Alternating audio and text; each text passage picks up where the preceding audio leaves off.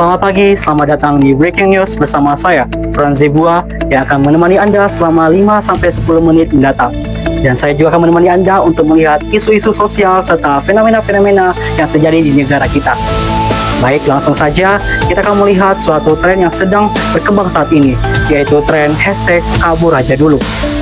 Hashtag ini sudah sangat viral di media sosial, terkhusus platform TikTok, yang dimana pada anak-anak muda generasi sekarang mereka memposting suatu video yaitu dengan hashtag kabur aja dulu, yaitu adalah mereka mengungkapkan suatu aspirasi mereka dan juga sikap kritik mereka terhadap pemerintah yang kurang pro masyarakat.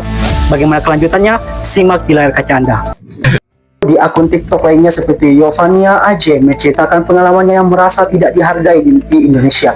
Namun saat tinggal di luar negeri, ia justru menjadi Kate Nose Tracker, menerima penghargaan dari pejabat Malaysia dan mendapat pelukan apresiatif dari tokoh Rusia. Akun lain seperti Rere membagikan pengalamannya mendapatkan gaji layak dan suasana kerja yang sehat di luar negeri, jauh dari budaya julid dan kepo tetangga. Ia juga menyoroti layanan publik yang baik, fasilitas pendidikan dan kesehatan yang terjamin, serta budaya yang menghargai privasi yang sulit ia temukan di kampung halamannya.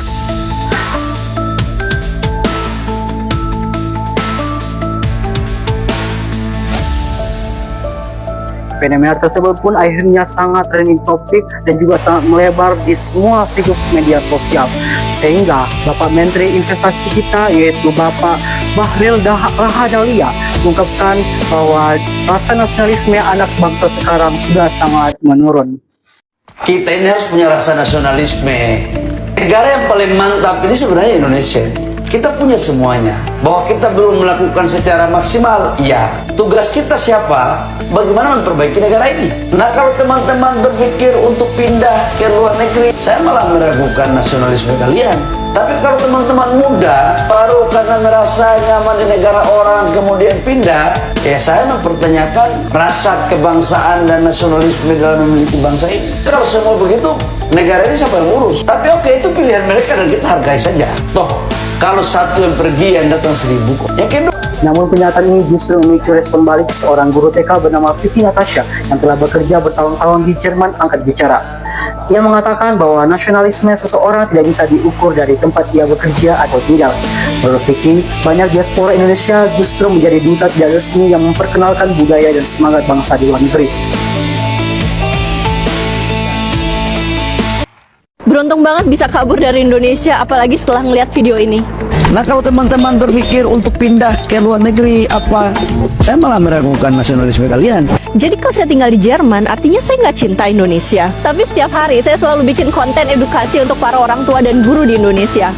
Apa mahasiswa Indonesia LPDP yang dikirim ke luar negeri dan balik-balik bawa ilmu, apa mereka juga nggak nasionalis? Nasionalisme itu bukan soal kita tinggal di mana, Pak, tapi apa yang kita lakukan untuk bangsanya dimanapun kita berada. Bahkan karena saya sukses di Jerman, saya bisa membuka lapangan kerja untuk masyarakat di Indonesia. Bapak emang udah bisa ngasih makan rakyat atau malah Bapak makan uang mereka? Sebenarnya yang harus kita ragukan itu bukan rasa nasionalismenya, tapi karena sistem yang membuat kita pengen pergi. Udah, kabur aja dulu ke Jerman. Di sini kamu nggak akan kelaparan dan kesejahteraan pasti terjamin. Pendapat ini diperkuat oleh Desi Indira Yasmin, seorang sosiolog dari Universitas Indonesia yang hadir dalam program TV One News.